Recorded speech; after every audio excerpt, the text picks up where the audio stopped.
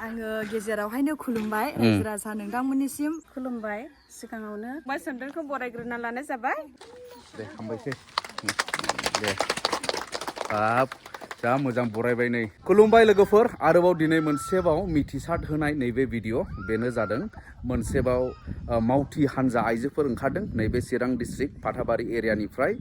गोजोनफुरि होननाय गामिनिफ्राय नैबे आइजोफोर बिथांमोननि ग्रुपनि नामानो जादों जाहैबाय अखाफोर केटारिं ग्रुप किन्तु बिथांमोना केटारिं एबा खुरनाय खामानिखौल' मावा बेजों लोगोसे बिथांमोना मावनो थाम थिम जादों जेरैहाय माइ गायनाय माइ हानाय ओमफ्राय मोसानायबो होनदों नामा औ माने बिथांमोनखौहाय नैबे ग्रुपखौ जुदि नोंथांमोन प्रग्रामाव फांसनफोराव एबा आलासि बरायनाय बायदि बायदियाव जुदि मोसाहोनोबो जुदि गोसो दङब्ला नैबे बिथांमोना थांनो थाखाय रेडि थाम थिम दा नोंथांमोना आं बिसिनि बिसय एसे खोन्थाबावनि दा बेनिफ्राय लोगोफोर जोङो मिथियो जोंनो बर' आइजोफोरा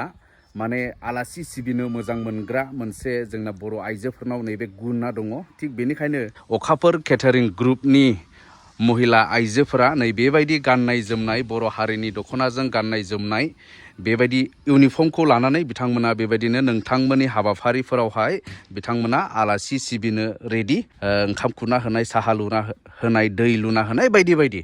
दा नैबे बिथांमोनखौबो नोंथांमोना जायफोरा गोसो नोंथांमोना हांख्रायनो हागोन दा बिथांमोना जेरावबो थांनो थाखाय रेडि जानानै दा बिथांमोना खौसे जाबाय दा बेबायदिनो जोंनि नैबे आइजोफोरा बर' आइजोफोरा माने न'आव ओरैनो थास्लायस्लाय बेबायदिनो माने सम दिरुननानै बेबायदिनो खामानि मावनो ओंखारबोदों फुनाय आरो गोरलैखौ फुनाय ओमफ्राय बिनि अनगायैबो बेसर फुनाय देमसि हानाय जोंखौहाय माने लेंहरनो हागोन आरो आदसा माने आबादनि गांसो फुनाय मानायफोर बेफोराव हागोन खिन्थु फाथो दाननाय फाथो सुनायावहाय बिथांमोना माने थांनाय नङा बेखौ गोसोआव ला खिन्थु फाथोनि बे देरफुनाय समाव हाग्राफोरखौ फुसारनाय बेसर फुनाय खोथिया फुनाय बायदि बायदि खामानिखौहाय बिथांमोना मावगोन जाहैबाय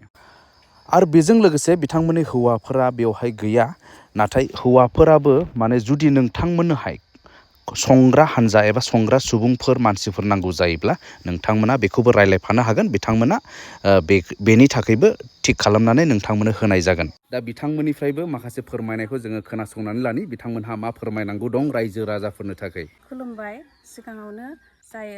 बिदा सोमदोन फैनायनि थाखाय हामबायसै जोंनि बुंनांगौआ मेन आयदाया जाहैबाय जोंनि बे ग्रुपनि नामा अखाफोर आरो जों केटारिं ग्रुप होनानै दानाय जाबाय ओमफ्राय जोंहा बेहाय बुंनांगौ आयदाफोरा जाहैबाय जोंना हाबायाव ओंखाम खुरनाय आरो हिन्जाव गोदान बरायनाय बेजों लोगोसे हाबायाव डेक्स फुगारनाय आरो जों साहा लुनाय बेफोर गासैयावबो आरो जों दा बेफोर हाबाखौ जों मोनबाय थाया हिसाबै दा दैज्लां फैनाय हिसाबै जों दा दैज्लाङावहाय जों माइ गायनोबो थाग थियारि आरो माइ गायनायजों माइ हानायबो फैगोन हिसाबै जों माइखौबो हानाय जागोन बाय सोमदोनखौ बरायग्रोना लानाय जाबाय बे जोंनि अखाफोर केटारिं ग्रुपनि जानानै आं गिबियावनो खावलायनो सानबाय जोंखौ अरायसमबो सोरनिबा हाबा सोरनिबा बार्थडे पार्टि आरो मिटिंफ्रावहाय जोंखौहाय नांगौब्ला बे कन्टेक्ट नाम्बाराव होखानाय बायदि जोंखौहाय फन खालामनानैहाय लिंहरनो हागोन आरो जोङो जेरावबो थाङो राजि आंनि बुंनांगौआ बेनोसै आङो गेजेरावहायनो खुलुमबाय रायजो राजा नोंथांमोननिसिम आरो आङो आदा सोमदोनखौहाय मा होनो हामबाय होनदों माने जोंनि हांख्रायनाय बायदिहाय आदा सोमदोना जोंनि बे माने गोदान ग्रुप दानायावहाय माने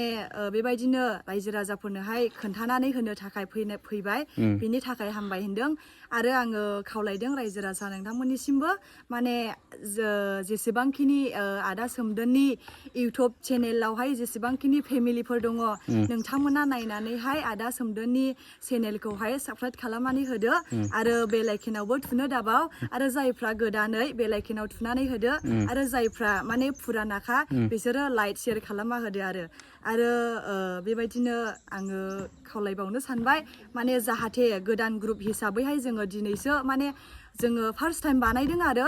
गोदान ग्रुप हिसाबैहाय जाहाथे रायजो राजाफ्रा जोंखौहाय अननानै जोंखौहाय बे स्क्रिनावहाय नाम्बार होखानाय बायदि जोंखौहाय लेंहरनो आरो जोंखौ खबर लाहरनो आंनि खावलायनाया बेनो दा बेबायदिनो नोंथांमोनाथ' नुबाय स्क्रिनाव नाम्बारा बेयाव दंखायो डिसक्रिपसनावबो दङ जाय नोंथांमोननो नांगौ बिथांमोननिखौहाय नोंथांमोननिखौ हेफाजाब होनो थाखाय हाबा हुखा एबा मावनाय दांनाय गासैयावबो आरो जेरै सासे बिनानावा बुंनाय बायदि नैबे चेनेलखौबो माने सापर्ट खालामलांदो शेयार खालामना होदो भिडिअखौ गोसारथोंसै जायफोरनो नांगौ जाहाथे बिथांमोना नुनानै नैबे अखाफोर